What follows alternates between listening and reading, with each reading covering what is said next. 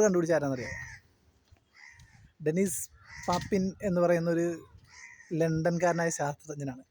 പുള്ളി നാടുപൊടിഞ്ഞ് കഷ്ടപ്പെട്ട് പുള്ളിക്കാരനെന്ന് പറഞ്ഞ ഒരു കാര്യമുണ്ട്, നമ്മുടെ റോയൽ ഫാമിലി സൊസൈറ്റിയുടെ മെമ്പറായിരുന്നു.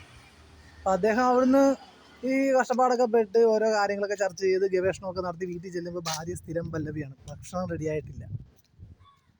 ഇങ്ങനെയുണ്ട്. അതിൻ്റെ കാരണം ചോദിക്കുമ്പോൾ പറയുന്നതെന്ന് പറഞ്ഞാൽ ഇതാണ്: വിറകില്ല, അടപ്പില്ല, പിന്നെ ഗ്യാസ് ഇല്ല. ഇതൊക്കെ തന്നെ പറഞ്ഞ് അല്ലെങ്കിൽ ഇങ്ങനെയുള്ള കുട്ടികളെ നോക്കണം, തുണി കഴുകണം. അറിയാലോ, സ്ഥിരം പല്ലവിയാണ് നമ്മുടെ വീടുകളിലൊക്കെ നമ്മൾ കേട്ടുകൊണ്ടിരിക്കുന്ന സ്ഥിരം പല്ലവിയാണിത്. അപ്പോൾ പുള്ളി വിചാരിച്ച് എന്തായാലും ഇതിനൊരു പരിഹാരം ഉണ്ടായിക്കളാം, എങ്കിലേ സമയത്ത് ആഹാരം കിട്ടുള്ളൂ എന്ന് കരുതിയിട്ട് പുള്ളിക്കാരൻ കണ്ടുപിടിച്ച സാധനമാണ് പ്രഷർ കുക്കർ. 1679 പുള്ളി കണ്ടുപിടിച്ച ഒരു മഹത്തായ കണ്ടുപിടുത്തമാണ് പ്രഷർ കുക്കർ. ആവി പുറത്തേക്ക് പോകാതെ ഭക്ഷണ സാധനങ്ങൾ വേവിച്ചെടുക്കുക എന്നുള്ള ഒരു ഉദ്ദേശമായിരുന്നു. അതിനെ സ്റ്റീം ഡൈജസ്റ്റർ എന്നാണ് അദ്ദേഹം ആദ്യം അതിന് പേരിട്ടത്.